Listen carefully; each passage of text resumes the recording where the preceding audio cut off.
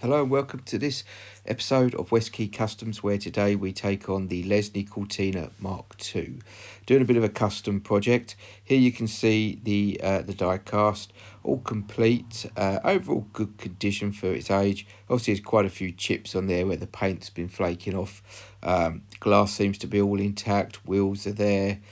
So very complete model, just ripe for a bit of restoration customization on it. So here we go. Here's a bit of a close-up. As I said before, there's a few chips as expected. It's all original. It doesn't look like it's been messed around in. It's not been painted or anything like that.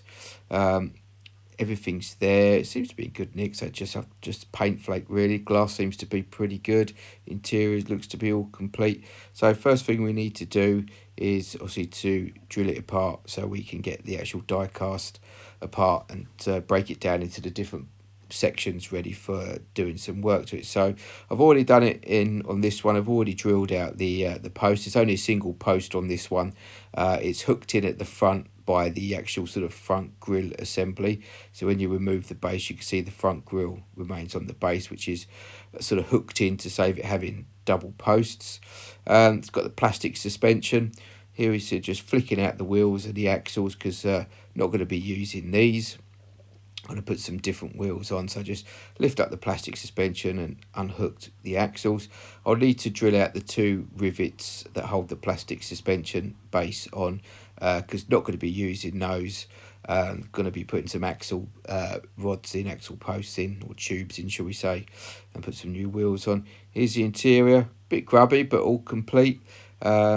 Got the little tow bar on the end. I think I've got to remove that. Not a great fan of the tow bars on die cast. I think they look a bit strange.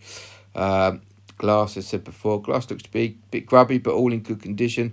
No sort of cracks or deep scratches, which is good. So I could probably use that again.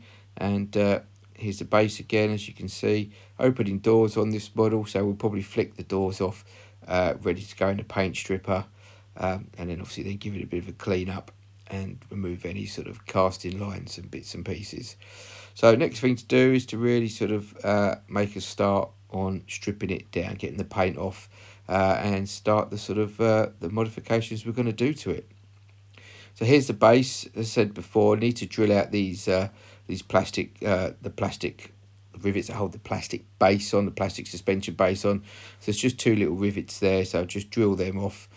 So I'm not going to use this plastic suspension base because I'm actually going to put some axle tubes in for some new wheels. Won't have any suspension, but it's going to be lowered a bit so to improve the actual overall appearance of the die cast. One of the things I am going to do as well, I'm not a great fan of the little sort of number plate sort of plinth on the front. You can see I've highlighted it there with a bit of red Sharpie, so I'm going to grind that off because I don't really like that. It's far too small for the number plate and it looks too low down as well, so I'm actually going to grind that off and remove that from the final model.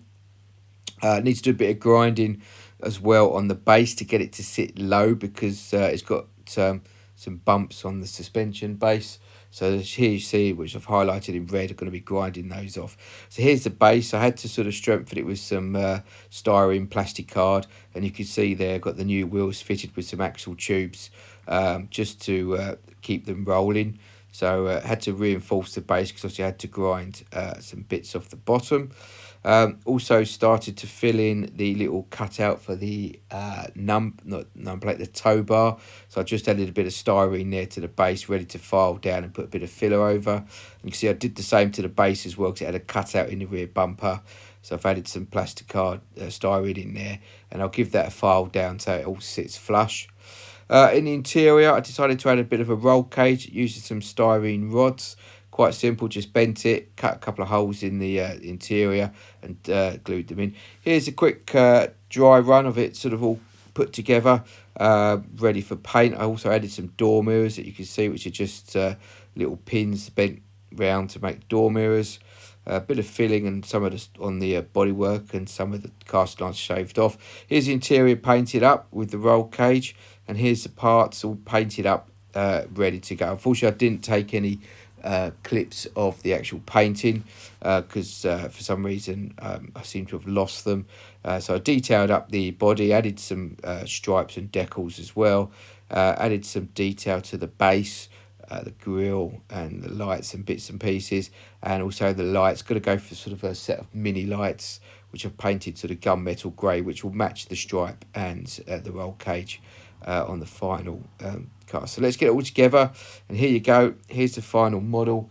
Added in some details like the lights, the number plate, added a stripe on it, put a bit of definition in the vents on the quarter panels, and some racing numbers. All in all, you can see there I've removed the number plate and painted that part of the base body colour as well.